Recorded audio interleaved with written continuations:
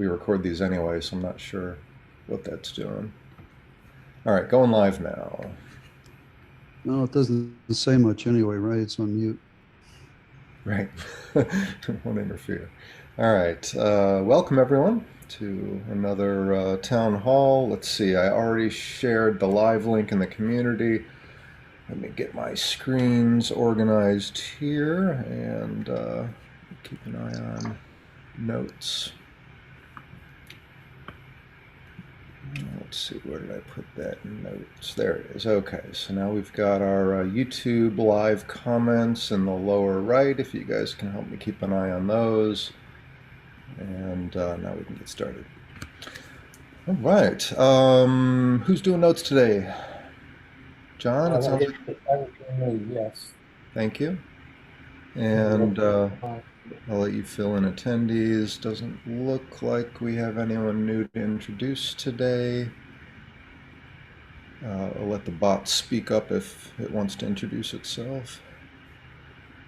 Action items, I kind of cleaned up our list here a little bit. I moved some of the things related to animal prosthetics down to animal prosthetics because, we'll get to them when we get to them. I didn't want to have to keep revisiting them every week. So the only one I think we need to follow up on right now is we're doing some outreach work for India. And John, you were looking to set a meeting with Prashant. Any progress there? No, Prashant, I think we have to give up on. But, okay. But I did get a follow-up from Bob at Maker's Asylum saying eager to work with e-NABLE. So we really do need to develop a plan and a process for getting them up to speed and captured and whatever else we want to do. I imagine I'm sort of hoping Bob might want to take the lead on that. I can't hear you, John. We're losing your audio now, John. You just went all muffled. I'll call in. Just making a note down here. I can never remember how he spells his name. I think it's something like that. What was he with? Makers Making Change? No. Maker's Asylum. Maker's Asylum. Thank you. Jeremy, I sent out 2 help desk entreaties during the week, one from Nigeria, one from Cameroon, wanting to set up shop there, but needed help with printers and scanners. One of them was from where? One is from Nigeria. Okay. A prosthetist from Nigeria, and a group from Cameroon. So I would categorize both of these as new developing regions wanting assistance. And I responded to both of these help desk tickets by saying we would discuss it. Sorry, who was it in Cameroon? It was a prosthetist in Nigeria. Who was it in Cameroon? It's just a group of they're professionals of some sort. Okay. Back.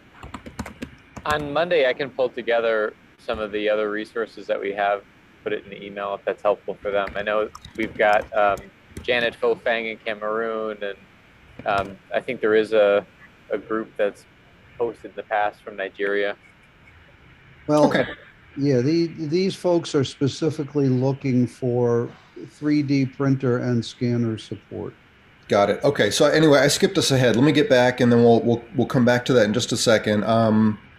What is this? Oh, okay. We started taking double notes. I'm just going to get rid of these, John. I put these down below. You're typing in action items. I already have those down under outreach and partnerships.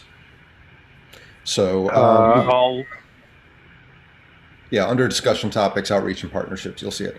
Upcoming guest presentations, I have none. So just our usual reminder, we really do welcome presentations in these. So I know there's a lot of interesting work going on in this community. Use these town halls as an opportunity to share that work. They're already being, recorded, shared, promoted, etc. All you got to do is jump on in. Preferably give us some advance notice, but even that isn't necessary. All right, let's look at our metrics. Nothing really out of the ordinary here, so I'll just let you guys look at the numbers. I do have a question for John on the e-NABLE fund. It did jump from about 20 up to 25, but I expect there's still more pending, right? That hasn't hit the account yet? That's right. There's a check going through a second iteration right now to get deposited for $20,000 from the Eudora. Eudora Foundation. There you go. Okay, so we're really more at 45, which is not a bad That's right. balance to have in the fund. So projects time, people, make some proposals. All right. From the hub this week, our most popular post was from Vivek. Is he here today? No, not yet. So Vivek put a post up sharing an amazing resource, his words, for bionic arms, and shared a link for that here, bionicsforeveryone.com. And so very cool stuff. Looks like they have a number of designs that they're sharing, and really cool stuff here. I won't spend a lot of time on this, but I will just leave the link here, and of course that's in the hub. I included the link here, but like I said, it's the most popular post, so it's probably pretty high up in the main forum stream. So I'm glad you. Go ahead, John. I'm glad we have this process, because that one I had missed. Do we have any plan for reaching out to them, seeing if they want to literally be a part of our community? Got me. I think Vivek is probably, at least in my impression, is that he's sort of taken the lead on coordinating bionic related efforts. He might be a good candidate for that kind of thing if he's Do up you know for if this is a charitable organization or they're for profit or? it. Actually, this was the first time I even pulled up the page, so let's see. I'm sure they have an about us down here. No, not down there. Wayne Williams. About immediate us. goals, those, educate. Free of any commercial influence. Okay. All right, that's good. Nice review. Yeah, I mean, it's certainly, I mean, Bionics for Everyone, even the name suggests that they're probably aligned with our, Right, I'm gonna pop an email to, assuming I can find Wayne Williams' email, yeah. to him, CCing Alexander and Bob and Vivek. All right, so let's put that down for you, John. Email, what was his name? Wayne Williams. Wayne. All right, what is it called? Bionics? Bionic for Everyone.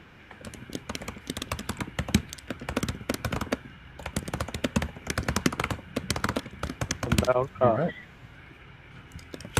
Got it. And what, John? Oh, I'm just looking at the webpage. Got it. Okay. Yeah, so that's a cool resource. Good find, Vivek. All right, moving on. Summary of recurring e-NABLE meetings. List hasn't changed, but I've highlighted today's new member meetup. Hope you'll join us an hour after the end of this meeting.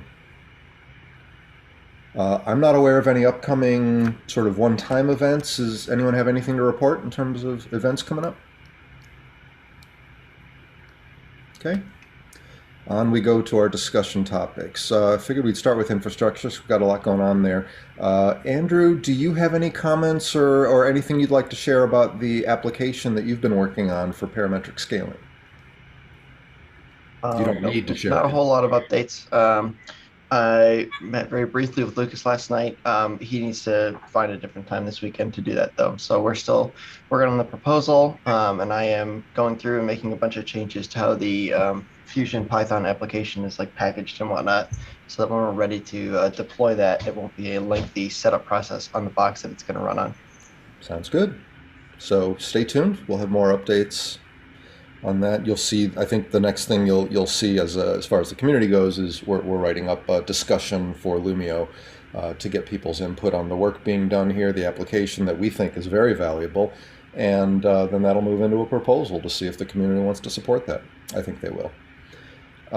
So we still have this e-NABLE.fr matching platform that our friends in France developed, and we have a copy of the code. I haven't managed to get it up and running. I just want to remind folks that anyone that can help me with the sort of the system side of a hosted WordPress site, because we're hosted on a platform called Pressable that doesn't give us full access to the root OS, but only certain WordPress system folders, and so I need help getting files into those right folders and making sure that they are accessible and work the right way. So I have not really been able to fully evaluate that. John, ideas? You know, we this week we are bereft of our Brandeis interns, but we wrote out to Ian Roy, who invites to see whether he might have some good people for this semester. And he invited us to write a description of what we wanted. And I think someone along those lines, not from the business school, but from elsewhere at Brandeis, that Ian might well know someone. So Jeremy, if you could draft a description of what kind of a student you're fishing for, I think he would help, or would try. Okay, so yeah, maybe that should be an action item for me. A description of needs for WordPress. Maybe add a action item for me as well. I'll try to come up with some of the skills involved with the applications. Add some of that in there. We're losing you there, Ben. You're breaking up, Ben, real bad.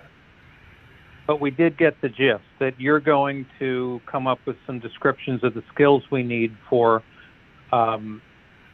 this kind of thing on the hub, as well as for what Jeremy's doing. Okay. So let's see, Ben, draft description of skills needed for, what are we just talking about? Development in general? Is that what we're talking about? I think we're talking about hub and French system exploration. All right, I'll just leave it general like that. Okay, where were we? So yeah, so we'll hopefully find somebody to help us with that, and then we can evaluate that. I have to admit, though, that meanwhile, we talked about this a little bit back, that having had a further discussion with Masvi and who was it again? Now, was it Masvi and Alexander? Or I can't remember. I think it was Masvi and Alexander, but Masvi and somebody and I talked about... It was me, Jeremy. Well, I know you were there. I'm sorry, Bob. Alexander and I were on the And it was Alexander. Okay. Thank you for the reminder. Anyway, we had a good discussion, and it left me actually feeling like we really probably shouldn't abandon e-NABLE Web Central too quickly. I think there's a lot of value there if we make some changes, which we talked about. We're going to eliminate a lot of the back and forth approvals that sort of complicate the workflow and make it just a lot simpler. You just take on a case, you do it, you tell them when it's done, that sort of a thing. And we're going to work on making it so that we could embed it right within the hub, so it's not a separate application you have to go and authenticate and log in and whatever. It's just going to be integrated with the same authentication, if we can pull that off. So if we could do even those things without adding a lot of the other functionality we want to add, I think we would actually have a platform that I think might have even more value than what's in the e-NABLE matching platform from France. I mean, it's nothing wrong with it, but it's pretty basic as far as I can see. It's, it's for matching and that's it. And I think we do have a good deal more than that in EWC. So I want to explore both paths still. I'm not giving up on either one, but I'm going to need some help for sure. For right now, I'm going to go back and talk with our developers team. I have not yet, but we're coordinating a meeting about how we can do those things I just mentioned to improve EWC, to reduce a lot of the back and forth and simplify the case workflow, and then also to see if we can get it pulled into the hub, make it more kind of a native part of the hub instead of a separate app. So I will be working on those things with our team, and we'll keep you posted. Cool. All right. I don't think there's anything. Yeah, go ahead, John. I was just going to say, that's good news. Was there consensus among all of you about that path forward, or is that? I think so. Okay. Alexander and Bob, speak up if I'm wrong, but I felt like we all agreed on that path. Nobody's unmuting, so I think we... Yeah, no, I'm comfortable that represents what we talked about, sure. If I'm not mistaken, and I'll know more once I talk to our developers, but if I'm not mistaken, at least the first one, which I think is more important, simplifying the case workflow, I don't think that's actually a lot of work. It's mostly just bypassing pieces of code. So I think if we can do this without a lot of work, it's definitely worth doing. Right. No, I wasn't questioning your veracity, Jeremy. I'm happy to hear that we have Andrew and Alexander and Masvi supporting that particular initiative. Well, not Andrew. He wasn't. I don't think he had enough familiarity, but I think it was No, I meant to Alexander say Alex. and Bob. Okay, All cool. right. So I don't have anything to report on enabling-the-future.org. To be honest, it really isn't being maintained like it used to be. Jen is just not as engaged as she was in years past. Her focus is elsewhere, and so that might be something we want to talk about at some point. For example, right now, e-NABLE.org, which is kind of our primary domain at this point, e-NABLE.org points to enablingthefuture.org.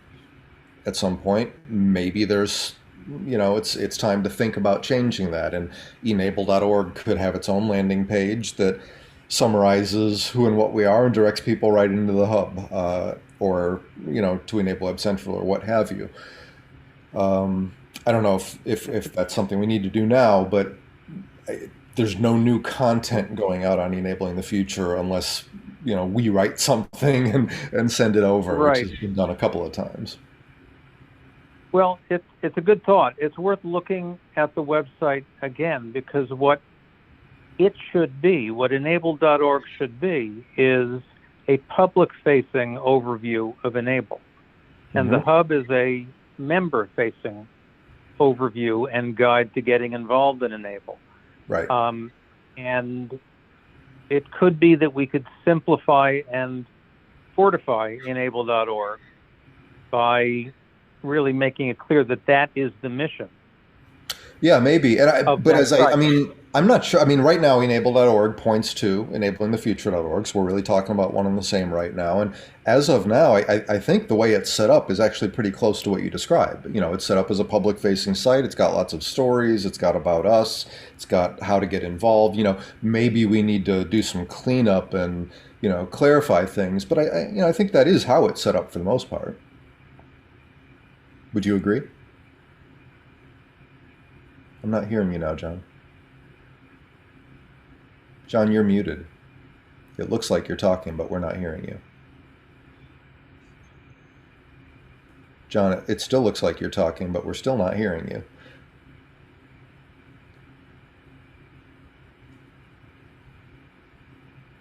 Are you hearing us, John? Yeah, we're not hearing you. So you're telling me my phone died and that my disposition was missed. We haven't heard In anything summary, from last minute. you hear me now, right? Now we do, yeah. In summary,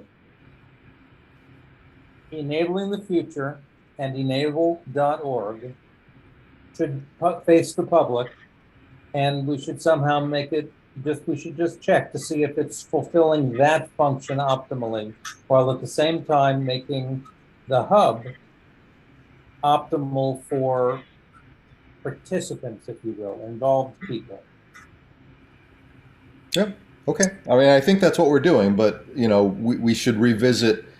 I think with Enabling the Future, it is set up, like I said, as that public-facing website. I think where we should think about changes, if anything, is that historically it was oriented mostly towards the stories.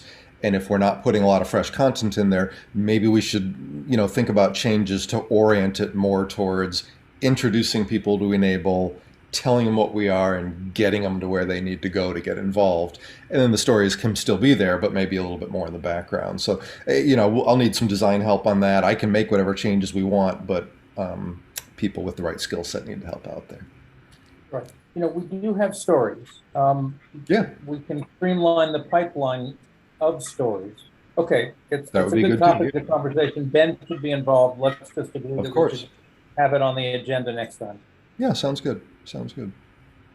Okay, so let's see. What do we have next here? Enable Hub. So, I'm sorry. I'm in the right order here. Enable Hub, new Enable devices catalog. So next steps. Alexander, tell us where we're at. I think you've pretty much finished with the work that you were doing as far as the templates go, right? You with us, Alexander? Sorry, wasn't using the proper mic. There are some bits and bobs left for me to finish that I haven't gotten around to yet. Okay. And so then when you're done with your part, where do you see that? Where do you see that? Is it going to actually be sort of rolled out? Do you see it being where the catalog will be updated with the current devices being put into that new template? Or is your deliverable going to be the template and we're going to need somebody to help us copy everything over into that template? I don't remember where we left things off. It is a combination. So the template that I have right now is for hand devices, as in wrist actuated devices. Okay. And I've standardized the mechanical characteristics and description for everything that would be wrist powered. However, for the big arms and for the little fingers, that particular template doesn't work. So Well, I will that's fine, have. but for the hand template that you have done, are you going to be putting all of those current hand designs into that new format, or do we need somebody else to help with that? The recommended hand designs are already in there. Okay. They just need a little bit of checkup. Got it. Okay, so then you're going to finish things up, and we'll probably give a demo of that when it's done here in the town hall, right? Yep.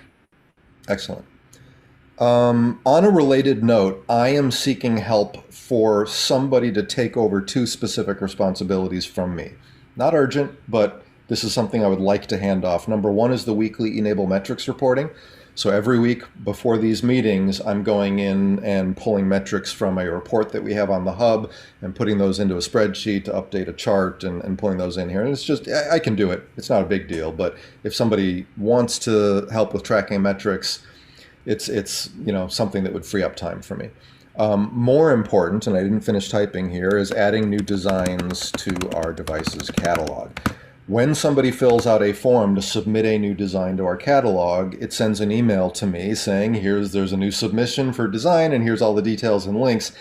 I just don't have time to go in and build those pages. And there is going to be a different process for that now, given the approach that we're using with Alexander's new design. So it'll now go into a spreadsheet, which will feed into building those pages in the hub. But I would really love to have a volunteer that would take over adding new designs as they get submitted. It's not hard. It's just, there is time. It's probably, if I had to guess, I'd say 15 to 20 minutes probably to add a new design.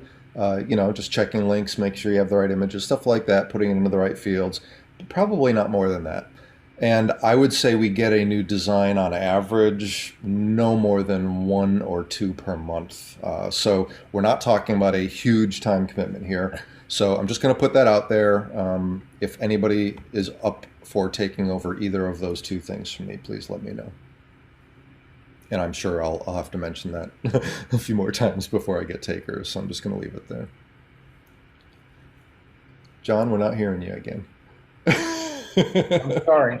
Both of those tasks, as well as some of the other tasks, might fall into the realm of a sort of tech-savvy intern Sure. that we might get through Ian. Yeah, I mean, the only trick with interns is that they tend not to last very long. And so we'd have to have a process for handing off from one to the next, but it's a possibility, sure. Yeah, no, these are not complicated tasks, so it's not hard to train somebody at all, and it could definitely be handed from one intern to the next if we can put a process together. All right, on we go. Outreach and partnerships. So created this new sub area for collaborating to help address needs in other areas. And we talked a little bit earlier about needs in India, Nigeria, and Cameroon, and I see that somebody else put a note in here about needing a champion for this whole process. I imagine that came from John, with a note that Ben's going to gather some resources. So I just want to turn this over to you guys. We can talk about each one of these a little bit. John, you want to talk about India at all more, or did we cover everything you have there?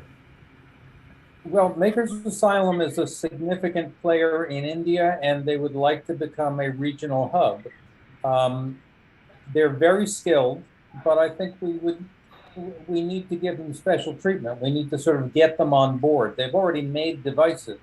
But if they're going to function as a hub, we should probably think about what that means and how best to get them up to speed, etc.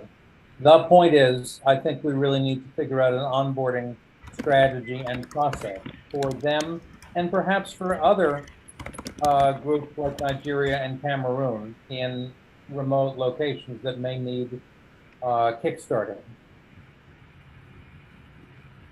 Yep. Okay. Let's see. Bob, do you want to talk a little bit about what's going on with Nigeria and Cameroon? Give us some details.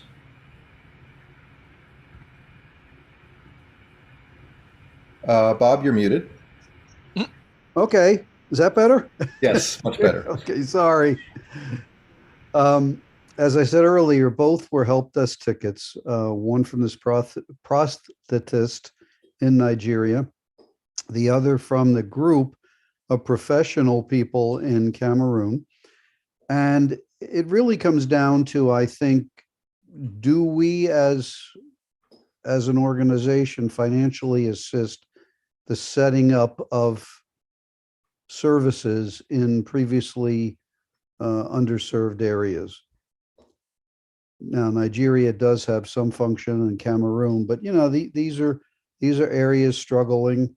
They are poor. They don't have any resources, but they want to help. So that's the question, I think, in both these cases. I have an opinion on that. Mm-hmm. In the past, we have not supported individual chapters. More recently, we've recognized that has hampered the spread of e-NABLE into challenging regions where there is great need and limited resources. Mm-hmm. And we have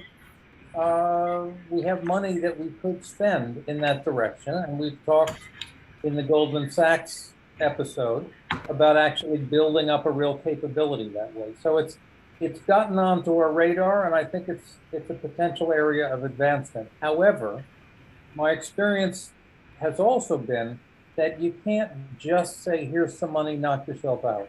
So the real question is, does somebody want to develop and lead an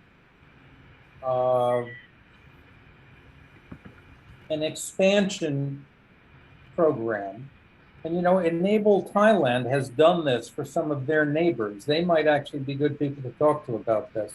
But I think that would be the way in which we could help establish beachheads in some of these locations, is if somebody, perhaps with some funding from us, actually developed a meaningful chapter onboarding curriculum with training and mentorship. No, I think I think they're all valid. And you're on mute again. Yeah, Bob, you're muted again. Just sending a check or sending a printer isn't going to do it. I think your comments are valid. But now we need a volunteer who's willing to do that. Okay, I will take an action item just to reach out to James Quilty, who has done this in the past and might be interested in doing it again, for all we know. Okay, now that would handle Cameroon, I suspect. Well, Cameroon and Nigeria, they are far from Thailand, right? Well, they right, but I'm not sure that. Well, it's true, and local would be better, but someone to worry about that and to try to do something about it would be really good. Okay. Sounds like you got a plan. Good. Collaborations with medical professionals. So we had an email exchange that came in this week that we wanted to discuss. This came from a Dr. Barry Lucas, engineering and robotics specialist with Clayton Bradley STEM Academy.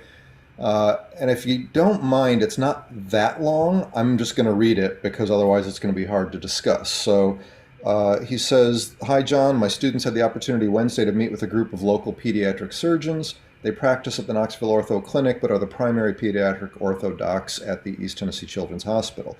Their feedback was really interesting regarding upper limb prosthetic success rates and the overall perspective on the value of upper limb prosthetics in general, particularly for individuals that are born with an unformed upper limb. The overall consensus in the room is that we as humans with a full complement of limbs often look at a person with an amputation and see a problem where a problem may not exist. Sort of like when my kids recommended that I get a hair loss treatment. They were very pragmatic in talking with the students and encouraged them to look deeply into the research in this topic. Their biggest observation was that they typically don't see youth coming to them for prosthetics, at least not often. They talked about recent research in the area, and one article in particular, which is linked here, looked at over 600 adolescents in terms of their overall emotional development and found that youth with congenital upper limb deficiencies are actually more able to empathize with others and do just fine without prosthetics. The doctors were quick to caution the students about immediately looking at someone with a limb deficiency and labeling them as in need. As we've followed up with our recipients, we've found essentially the same thing that professionals at Hanger Clinic have found. Upper limb prosthetics are seldom used by individuals who are born with a congenital defect and are only typically used if that individual needs to perform a specific task. The long-term use rate goes up significantly for individuals who have suffered a traumatic loss of a limb, but that type of occurrence has come way down as safety measures on cars, farm equipment, etc. have improved. They commented that they don't lose many limbs these days. This is probably fairly US specific, but overall, I think that this visit made us think critically about what we're doing with the e-NABLE program. Providing a prosthetic to a youth who has asked for one and can't afford one is a good thing, a noble endeavor, no doubt. However, I think my students' biggest takeaway was the importance of knowing your end user and not engineering in a vacuum. As one of the founders of e-NABLE, I'm curious to hear your thoughts on this. It's a great educational opportunity for students, and it feels great to feel like you're helping. I just want to make sure we're being completely honest with ourselves about the work we're doing. Thanks for all you do, Barry. John's response was short. Thanks, Barry. It's an important point, and this is probably why most kids don't wear the devices that often. I've had parents tell me that their kid wears it to school on the first day of class and shows it off when meeting new friends, and that's it. But I suspect this is indicative, but only part of the social and psychological benefit. The full functionality of an amputee is important to keep in mind. We have a town hall meeting in a few minutes. We find topic for discussion, etc. So I want to just bring this up for discussion, and I'll just say to start us off that I completely agree with everything Barry was saying, and I don't think it's anything new to us. I think for the most part we operate in this way, but I think it's a wonderful reminder and something we do need to remind ourselves of often. So that's my take on it. But Bob, isn't this exactly what we wanted to talk about? Asking the patients before you're starting to make a device, what exactly do they need? Yeah. It's exactly that question, but at a very professionally expressed level. Exactly. And not even assuming that they need a device. Let's not start from, what kind of a device do you need? Let's start from just understanding. Well, yeah, why do you need one? Yeah, or do you need one? Yeah. Or why do you want one? Exactly. Yeah. I think there's another factor here also. I'm not on mute, right? Nope, we're good. Right. Another factor here, and a party that's missing in the discussion, and that is the role of the parents. When you deal with the young people, I've noticed the parents are really asking for the device, not the child. That's right. And I wonder how much of this is to assuage their own guilt and tough feelings about the child not being, in their mind, 100%. Yeah, so that's why I've personally always felt uncomfortable about making e-NABLE devices for younger kids. Anything to me under 7 or 8 years old, it's very unlikely that it's the kid that really has a problem with the limb difference. So that's always made me a bit uncomfortable, and I think we have to be very careful about that. But that in itself does fulfill a psychological need. For the parents. For the exactly. parent. Yeah. Exactly. And even if it just allows the parent to feel that they've done something to help remedy the wrong in their minds, maybe that's a worthy endeavor. Well, and I think that once that happens, the kid has a positive choice to make. The kid can say, I don't need no stinking mechanical hand. Whereas before, they just didn't have a hand. So it is a rich psycho-emotional space. But I think Barry is also asking a couple of other deep questions. One is, are we, and not just us, but sort of the e-NABLE community, thinking and acting about this in the right way. And I think he's quite right that many people who come on board say, I've got a 3D printer. I think these mechanical hands are really cool. I want to help people. I'm going to do this. That's their orientation and their motivation. And it's been, I think, a big input and influence on the movement. But that that's a device-oriented. Right. I think most people feel that way. But I think it's important to point out two things here, because when I read his email, it's wonderful feedback, but it seems to me to be coming from the perspective of perceiving e-NABLE as mostly being about making devices for kids. And I think that's where we came from originally. I think we've broadened quite a lot since then. So when we look at our international activities, we're seeing very different needs from adults in other regions that this doesn't necessarily apply as much to. I mean, there are cultural and social implications in other regions where people, you know, they want a device in ways that this doesn't really address. So that's a separate part of the equation. The other thing I wanted to point out is that I think we are.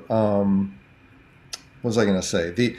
I guess I'll leave it at that. I think it's just it's good feedback, but we don't just make these for kids. We have to remember that I think we need to be extra careful when we're doing these for young people. But I think this is less of an issue for adults, and I think we're doing a lot of good. I just don't want him to be left feeling like, well, you know. And as you said, Jeremy, this may be U.S. centric as opposed to international. That's but I will relate that. In the help desk, I get a number of very heart-rending appeals for devices. And they're from adults, not kids. And they are, exactly. I've lost my hand and I can't provide for my family. I mean, you sit here and I look at my wife and say, my God. Right. You know. There's no doubt there's need. And the other thing that... Could you say that again? Sorry. The other thing that he said that I thought was really important is the point about people using these devices to perform a specific task. And that's something that we have definitely realized. And I think we're moving in that direction, but I think we need to keep thinking about that. Don't think of this as making a device that somebody's going to wear 24 hours a day. Think of it as something they can slip on when they need to do something particular. And if we think of design in a more, you know, a very specific way of a device to do certain things very well, that might provide more assistance. I see Alexander has his hand up. Maybe it would be worth, after we finish the current new design, to start looking into designs that are specifically not aesthetic, but that have very powerful mechanical function. Yeah, definitely. Like the mechanical hands that you can see on the professional market. Mm-hmm. Yeah, I think our portfolio should include both categories: things that look beautiful, you know, that you might wear to a party, and things that are very functional that might look like whatever, but they get the job done. I think both have a place in the catalog. Okay, anybody have anything else that you'd like to talk about on this topic of this very helpful feedback and exchange here? I'm going to let you respond to him, John, if you'd like to follow up on this. Well, I guess I will just point him to this portion of the videotape when it's sure. When we can. You know, I think so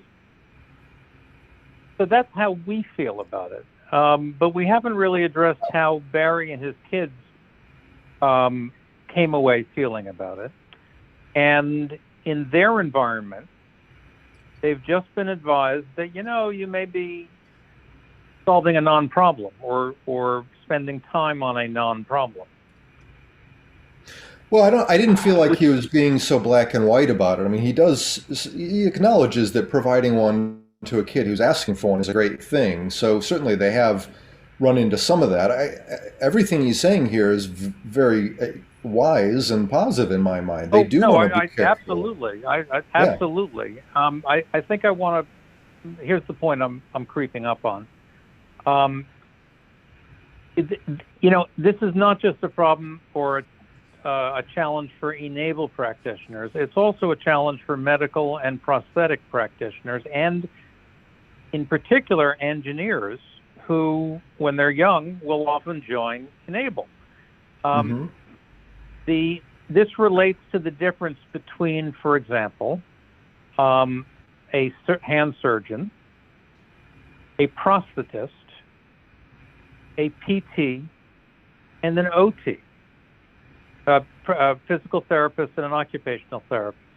I've, late in the game, come to understand that the occupational therapists are the ones whose job it is to really look carefully at what does the patient need to do and how can we help them do it. And I suspect they provide all sorts of psychological counseling and advice along the way. They are real problem solvers, and the problems they're solving are not design and engineering problems, although they do get to do that. They are the patient's problems. I think all of us, including the professionals who are not listening but have this problem, really need to try to put more emphasis, as Alexander said, on understanding that particular human and thinking hard, not about what it would be most cool to make for them, but what it would be most valuable to do with them. I completely agree. And I think that's really good training for a bioengineer as well as for a human being. No doubt.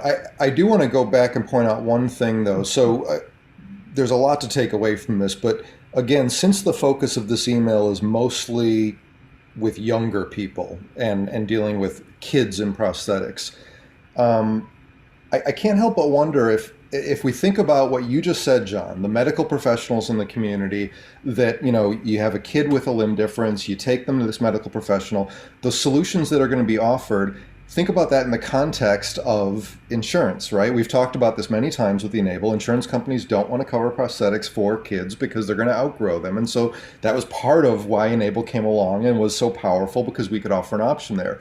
So does that change things in the sense that maybe it wasn't such a problem because they weren't often offering prosthetic devices to the kids because they didn't have insurance coverage, but now we're giving a very easily and accessible solution? So is Barry pointing out something that maybe is more of an issue now that e-NABLE came along than it was before? I don't know if that makes sense. No, it does. It does. So it's worth thinking about. I think something Barry says, I'm just reading it here, the long-term use rate goes up significantly for individuals who have suffered a traumatic loss. Well, if a child is born that way, they've never missed it. That's right. But if a person has had a functional limb their whole life and suddenly doesn't, common sense tells you there's a greater sense of loss and therefore need to replace it. Yep. And a greater need because they did not have their formative years where they didn't know there was an issue and they just were coping as highly competent babies. Right. They didn't learn how to work around it. So I guess at least for now, so we can move on, at least for me, the takeaway is let's really work to understand the people we're working with to make devices, and don't just assume they need one. Let's ask ourselves, is this genuinely going to improve quality of life for this person? I think Alexander and I took a step together when we said to Vishnu, look, this is never going to look smaller. It's always going to be ungainly. Do you really want this? That's right. And that evolved into the conversation that we've related, Excellent. Okay, good discussion. I'm going to move us on for now, but I think that was a really helpful reminder of things we need to keep. And thank you, Barry. Yeah, thank you, Barry, and students. All right, and then we have other potential collaborations. Anything to report on this ICO-CREAD group that's going after the Microsoft money for a sort of a centralized repository of assistive tech? They've had the Microsoft chat, and apparently Microsoft is all about data. Okay. Does that mean there's not a good potential fit here? No, there is a good potential fit, but it's going to be all about data. Okay. Alexander, go ahead. A repository of assistive tech seems to me like a valuable source of data. I don't know. But okay, so we're still pursuing this. Yeah, I'm Yes? sorry, I interrupted Alexander. I think he had more to say. No, I just wanted to say that it's not my decision to make whether this is a good approach further down the road or not. So I can tell you that that the leader of this process, Rune Thoresen, was very encouraged by the meeting with Microsoft. That's all I know. He's working up a budget. He did ask various groups what kind of compensation they would need to contribute and what their contributions would be. And I took the position that our designs are open source and we would be happy to give them some of our recommended designs for inclusion, that we don't require compensation, although we welcome donations whenever those happen to be available, and that while we recommend people like Alexander and Andrew as potential service providers as they develop their platform, that would be done independent of e-NABLE per se. So, you know, we're playing this role, this supportive and facilitating role because it fits our mission, and I believe we will be listed as participants, but there are no budgetary implications or obligations for that matter. We remain an all-volunteer organization trying to be helpful. Well, on that note of being an all-volunteer organization, I actually want to step back a moment to something that Alexander just said, because he made a comment that it's not his decision to make as to whether we move forward on this. So I want to talk just a moment about governance, because this is a tricky topic with e-NABLE, and a lot of people, I think, maybe don't understand how things work here.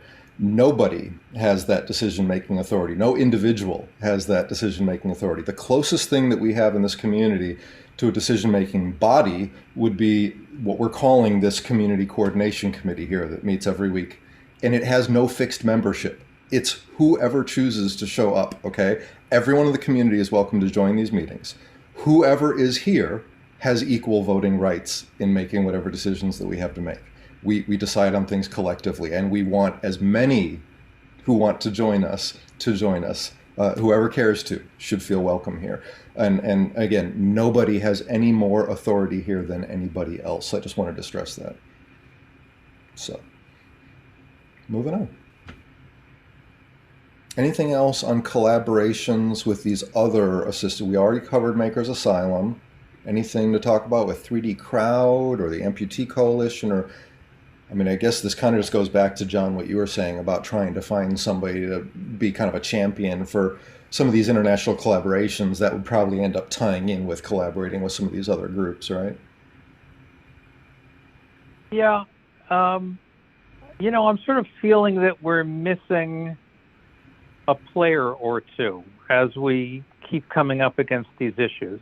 Yeah. Present Company, I think, is really a wonderful group to work with and very talented and engaged each in their own way. But none of us are in a position to really take on the opportunities that do the opportunities of the sort we're talking about right now. There are two things you can do about it. One is to keep on pointing out that there's a real opportunity for leadership here. And, for example, I'm going to reach out to James Quilty, who's from our point of view, a volunteer and has done all of this wonderful work. There are other people who may wish to rise to that occasion from within the community. And then let's remember that we do have money that we believe is appropriate when we come up with against things that volunteers won't do, can't do, or shouldn't do if we have the right person to pay for that function. And I think that there's an opportunity here for someone who can step up and say, look, I think over the years, I'm now channeling that person, that hypothetical person could say, I think we can see that over the years, this kind of semi-professional mentoring of new groups in challenging environments is not something we have found a responsible pro bono volunteer who can stick with and pursue. I have those skills. And with support from the e-NABLE Fund, I would develop a program. That's, you know, I can't name the person who would step up and say those words, but if the right person stepped up and said those words, I suspect the community would be willing to look at the plan and then invest $10,000 or more to try to get that kind of thing going. That's just my prediction. What I can tell you is 10 months from now, we're going to have to write the results of how we spent $20,000 on longer term programs. That's right. That's right. Okay. Which is I'm to actually reinforce the notion that there's an opportunity there. All right, so I'm going to suggest that we actually start to wrap up here. Does anybody have any, I'm not going to get into these other topics on the agenda today. Does anybody have anything else that you want to talk about? Because I have one other thing I want to cover before we wrap up. Go for John, it. was that a hand up? No? Okay. So actually, a thought just occurred to me as John was going through this, that, you know, we always share these recordings in the hub. We have, I think, a very small number of people that watch these town hall meetings. But it occurred to me that we do have the ability to, you know, you can link to a specific point in a YouTube video. And so it occurred to me that maybe we should get in the habit of sort of summing up, which I'm going to do right now, sort of what we're looking for in terms of specific help from the community. And then we can do a post in the hub and link just to this part of the video saying, please watch this to get details. So what we talked about today is needing help with a few things. I need somebody to help me to gather our e-NABLE metrics each week, which is just pulling data mostly from a report on the hub and putting it into a spreadsheet. And we need somebody to help us add new designs into the e-NABLE device catalog. So when somebody fills out a form to say, here's a new design and here's all the information about it, you have to basically pull that in and populate it into a spreadsheet so that it ends up where we need it in the hub. Looking for somebody to take that over.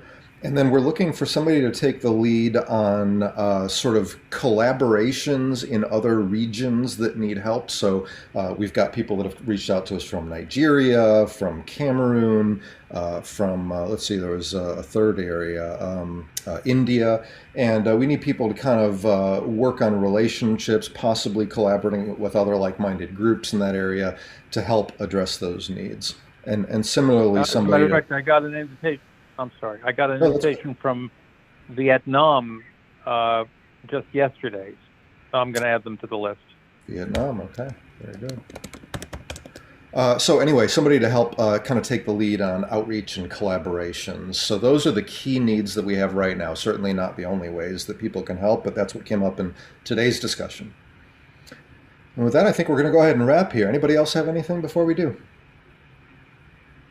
Okay. See you next week. Have a good week, everybody. Thanks, everyone. Bye, everyone.